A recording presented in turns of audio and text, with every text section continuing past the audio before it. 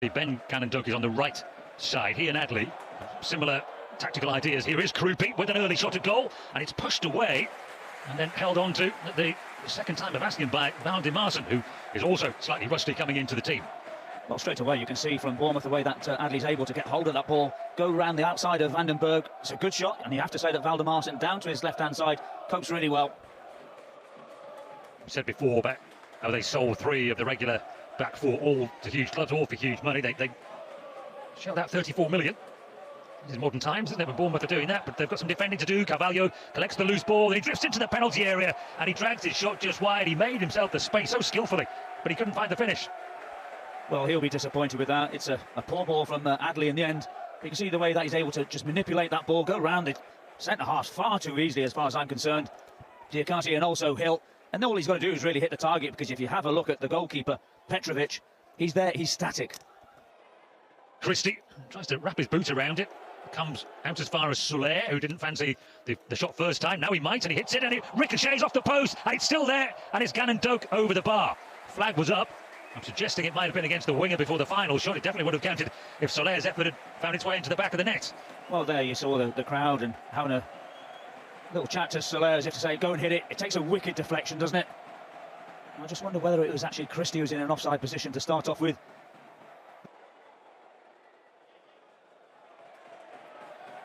Rico Henry wraps that left boot around it, higher, heads it on into the penalty area. What a chance, what a goal! Well, that was straightforward enough. It was a long ball forward. Carvalho ghosted in behind the Bournemouth defence, and his finish was lethal. Big centre-backs left forward from the set piece. The ball was recycled, and Brentford lead. Well, when you see this again, yes, you have to say that it is an excellent header, but I have to look at James Hill. He is totally unaware of where Carvalho is. Here we see the header coming in, and all he's doing is just watching the ball. He hasn't opened up his body to see the movement. It's great movement from Carvalho. There's the ball from Rico Henry. There's the header coming in from, I think it was Ayer. And then Carvalho gets the wrong side of James Hill, who I said was just looking at the ball. He's looking round at the goalkeeper. The goalkeeper can't come out. And there the ball finds itself into the back of the net. Ayer's headed down, and it will be a free kick. Hickey, no, it's over his shoulder. He was exactly helped there by his teammate's pass. So they've worked it to Adley. He goes back to Scott. He can now deliver it with a moving ball. Valdemarsen gets there and has to push it away. It was an awkward one. And the challenge by Schade. No, it's a great ball, isn't it, from Alex Scott. Gets a little faint as it touches, and that ball's in the back of the net. And the keeper, yes, he sees it a little bit late and does everything right. Pushes it well wide of the far post. There's Clivett and Adley as Bournemouth sweep forward. Adley comes inside on his left and takes on the shot. And Valdemarsen goes scrambling down to make the save. Yeah, I think that ball was going to be going slightly wide, but I just wonder whether or not that reverse pass into the path of Araujo had made a great run down the outside.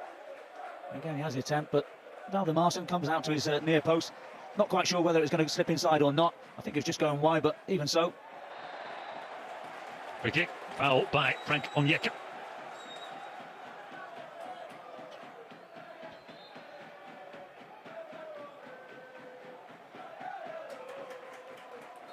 Brentford have the height advantage.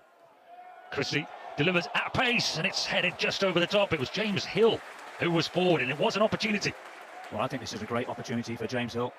Lovely ball in from Ryan Christie into a central area. You might say that Ethan Pinnock did just enough, didn't he?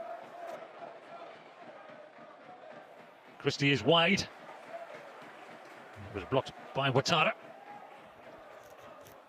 And Scott whips it into the penalty area, and it's touched over the bar by Valdemarsen. It was Collins who very nearly put the ball through his own net as his first involvement. Well, firstly, it's a quick throw, and again, you have a look at Scott. He's just trying to pick somebody out. Whips that ball into a very dangerous area, and Collins really can't do a lot. He can't go adjusting his feet. And thankfully for him, Petrovic was on his toes just to flick that ball over the bar. And that's one back, an opportunity to break now. Carvalho is through, he's onside, a chance for number 2, and he passes it on, and they're queuing up, and it's played into the back of the net. And it's Igor Thiago, just off the bench. Well, he's delighted. A much changed team. They brought on their number 9, they brought on the man they paid so much money for to bring them goals, and he does just that. It's 2 for Brentford. Well, I think it's Alex Scott who has his pocket picked to start off with, not quick enough in that midfield area.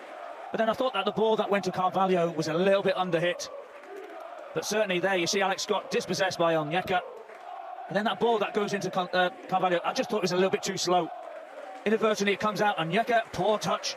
But it falls quite comfortably for Thiago. And all he's got to be doing is making good contact with that ball. And we get the second. Ouattara. Berg then goes down. The flailing arm was there from Evan Nilsson. He's left another player on the deck, and Brooks takes advantage. And Evan Nilsson all the way forward, and it will be cleared off the line.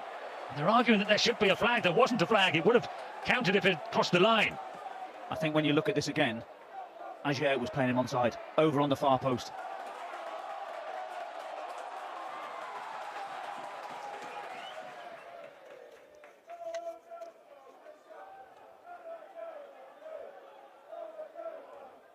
And Semenyo threads it through to Evan Nilsson, such a competitive character, and he's won the ball back and goes for goal. And it's a good save by Valdemarsson. Well, this is a great piece of play from the centre forward, Evan Nilsson. Doesn't give up, stronger, and then he goes on the outside of Rico Henry. And once again, you have to say with Valdemarsson, it's an excellent save down to his right-hand side.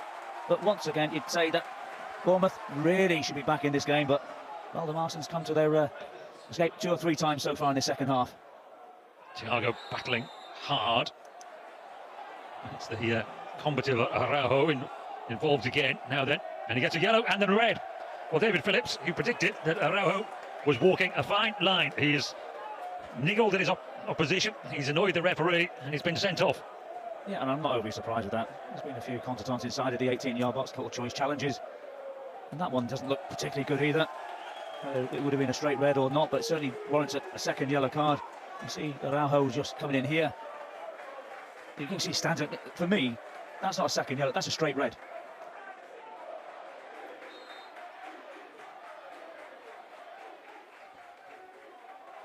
Everyone trying to kick it off everybody else. The referee in the end says, I think he's saying goal kick. Well, perhaps prematurely. Brentford fans are singing about going to Wembley. Well, they've got a chance.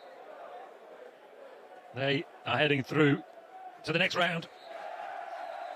And there are bigger guns coming in, but Bournemouth, one of the Premier League clubs to go out of the Carabao Cup at this stage of the competition. Keith Andrews and Brentford did a good job on them tonight. Both sent out much changed teams, but Fabio Carvalho with the first half goal, and then Igor Thiago with the second half goal. They soaked up a lot of possession, domination from their opponents, but they were really, really strong. A red card for Julian Araujo underlined a disappointing night for Bournemouth to go out of the competition. Carvalho in the goals, with a crucial one in the first half. And then Thiago from the bench with a goal that absolutely delighted him. Full time at the Vitality Stadium, Bournemouth 0, Brentford 2.